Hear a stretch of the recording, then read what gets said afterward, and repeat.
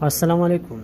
زیادہ تر عورتیں موٹے ہونا چاہتی ہیں اور اس کے لیے وہ ہر قسم کی خوراکیں لیتی ہیں اور اوبیس ہونے کی کوشش کرتی ہے۔ اگر ان کو اس نقصان کے بارے میں پتہ چل گیا تو شاید وہ کھانا بھی چھوڑ دے۔ دیکھیے، موٹا یعنی اوبیسٹی کی وجہ سے انسولین ریزسٹنس بڑھ جاتی ہے اور اس کے لیے زیادہ انسولین پیدا ہوتی ہے۔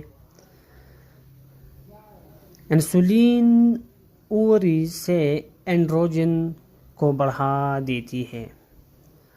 اگر انسولین کی مقدار بڑھ گئی تو اووریز سے اینڈروجن کی مقدار بڑھے گی اور عورت کے جسم پر مرد جیسے بال پیدا